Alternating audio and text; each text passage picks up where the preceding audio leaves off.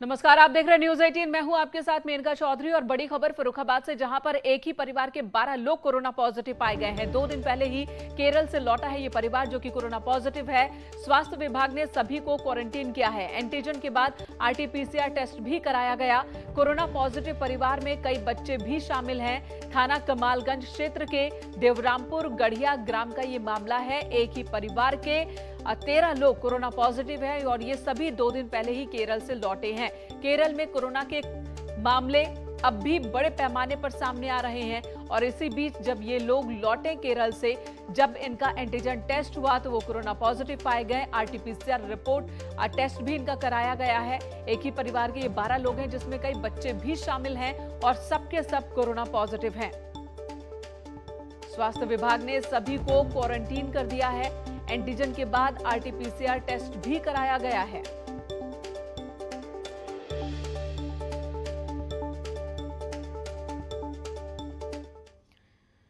लखनऊ में आज जनवादी जनक्रांति यात्रा का समापन हो गया। समाजवादी पार्टी दफ्तर में पार्टी अध्यक्ष अखिलेश यादव की मौजूदगी में इसका समापन हुआ और इस मौके पर एसपी संरक्षक मुलायम सिंह यादव खासतौर पर पहुंचे। इस मौके पर मुलायम सिंह यादव पार्टी दफ्तर में उमड़ी भीड़ को देखकर काफी खुश हुए। उन्होंने कार्यकर्ताओं को संबोधित करते हुए कहा कि आप लोग जागरूक हैं और ऐसे ही मेहनत कीजिए, समाजवादी पार्टी की सरकार बनाइए। इस मौके पर अखिलेश यादव ने कार्यक्रम में आने के लिए सभी को बधाई दी और इसे सोने पर सुहागा बताया। अखिलेश ने आरोप लगाया कि बीजेपी ने जनता से किया एक भी वादा पूरा नहीं किया।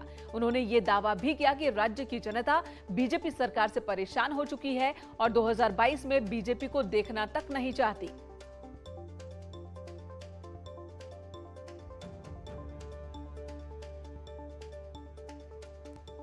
लंबे वक्त के बाद मुलायम सिंह यादव पहुंचे पार्टी दफ्तर और उन्हें वहां पर देखकर अखिलेश यादव काफी उत्साहित हुए और धन्यवाद भी कहा उन्होंने। जगह नहीं है बैठने से खड़े होने का, ये बहुत ही सफलता है समाजवादी पार्टी। हमारे वर्करों की जागरूकता हमारे बीच से नेता है और कार्यकर्ता है, जागरूक है, इसलिए आप वो प्रयास कर रहे हैं समाजवादी पार्टी के लिए। उसी का परिणाम है इतनी बड़ी तादाद में पहली बार इतने लोग हैं। पहली बार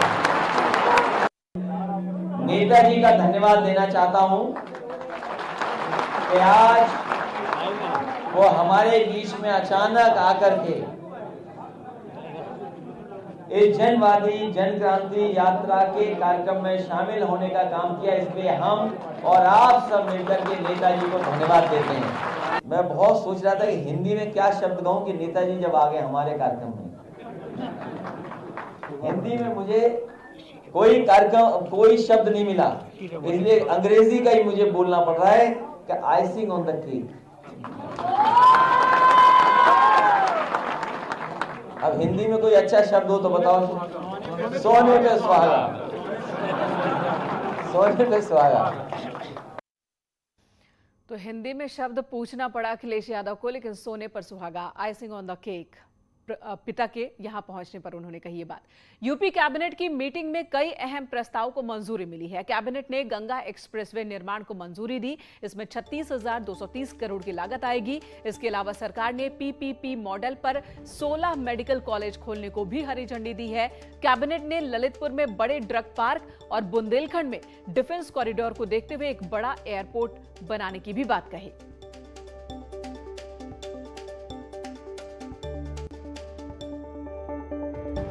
सबसे बड़ा एक्सप्रेसवे जो तैयार हो रहा है किसी राज्य के माध्यम से, वो है गंगा एक्सप्रेसवे। गंगा एक्सप्रेसवे का आपको याद है कि इसका अनुमोदन 26 नवंबर 2020 में हुआ था और इसके ऊपर जो लगभग है इस परियोजना के ऊपर कहीं हम सिविल और दूसरा आपका कंस्ट्रक्शन कॉस्ट देखेंगे, इन सब चीजों को मिलाकर ये जो है वो 36,230 करोड़ की है।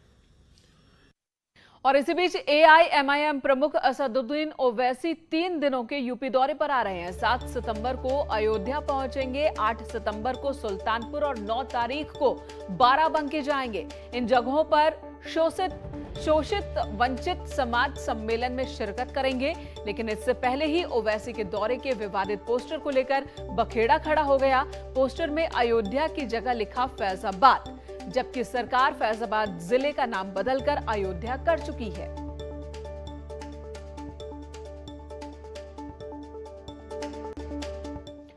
कानपुर से बड़ी खबर, न्यूज 18 की खबर का असर हुआ। हिना के परिवार वालों को अच्छी खबर मिली है। वतन वापसी की लिस्ट में हिना का नाम भी शामिल है, यानी कि अगली बार जितने लोगों को अफगानिस्तान से भारत लाया जाएगा उस लिस्ट में हिना का नाम भी है। हिना को भी भारत लाया जाएगा। अफगानिस्तान में अपने 3 बच्चों के साथ हिना फंसी हुई हैं। फ्लाइट शुरू होते ही वतन वापसी होगी हिना की। अपने बच्चों के साथ वो अपने परिवार के पास होंगी। और इस खबर को सुनने के बाद हिना की मां ने न्यूज 18 को धन्यवाद दिया।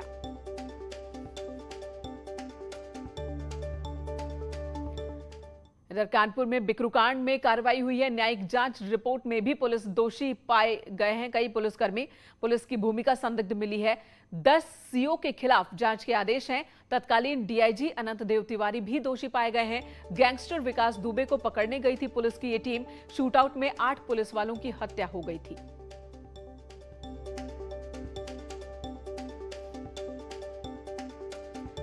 इधर बाहुबली एमएलए विजय मिश्रा पर एक और केस हुआ है। विजय मिश्रा समेत 7 पर जालसाजी के मामले दर्ज हुए। विधायक की 2 बेटियों पर भी केस दर्ज हुआ है। विधायक के रिश्तेदार ने ही ये मामला दर्ज कराया है। गोपीगंज कोतवाली में दर्ज हुआ है मुकदमा। 1 दर्जन से ज्यादा गाड़ियां हड़पने का आरोप है इस बार। भदोई के ज्ञानपुर से विधायक है विजय मिश्रा। कई मामलों में जेल में बंद है। इनके ऊपर जमीन कब्जाने, घर कब्जाने का मामला पहले से है और अब कई गाड़ियों को हड़पने का केस भी इनके रिश्तेदारों की तरफ से ही दर्ज करवाया गया है। उनके जो रिलेटिव हैं कृष्ण मोहन तिवारी, उन्होंने एप्लीकेशन दिया था कि उनकी कई गाड़ियां हैं जो विजय मिश्रा और उनके परिवार वाले ज़बरदस्ती लिए हुए हैं और दे नहीं रहे हैं। तो इस संदर्भ में उन्होंने एक एफआईआर पंजीकृत कराई है जो कल हुई है। इसमें विजय मिश्रा विधायक सहित अन्य उनके परिवार के कई लोगों के नाम हैं। तो उनके परिवार के कौन कौन सदस्य हैं? उसमें उनकी बेटियां हैं दोनों, रीमा, सीमा, और उनके कुछ सहयोगी भी हैं। इधर सुपरटेक मामले को लेकर एसआईटी गठित की गई है। सीएम योगी के निर्देश पर एसआईटी का गठन हुआ। 2004 से 17 तक के मामलों की जांच होगी। मामले से जुड़े सभी अधिकारियों की जांच होगी। अधिकारियों की जवाबदेही भी तय की जाएगी। तय वक्त में सख्त कार्रवाई के निर्देश सीएम ने दिए हैं, जिसके बाद एसआईटी का गठन हुआ है और अब तेजी से इस पर कार्रवाई भी शुरू हो गई है।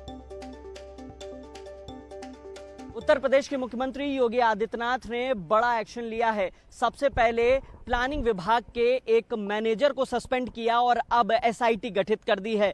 एसआईटी साल 2004 से लेकर 2017 के बीच जो भी अधिकारी कार्यरत रहे, जो उनकी जवाबदेही तय की जाएगी और समयबद्ध तरीके से उन पर कार्रवाई की जाएगी। अब देखना होगा आने वाले वक्त में किस तरीके से कौन कौन अधिकारी हैं जो रडार पर आते हैं। और लगातार जिस तरीके से देख रहे हैं एक्शन मोड में सरकार है, अब एसआईटी गठित कर दी है और समयबद्ध तरीके से कार्रवाई की बात कही गई है। कैमरामैन प्रकाश गुप्ता के साथ हिमांशु शुक्ला, न्यूज 18 नोएडा। इधर मशहूर अभिनेता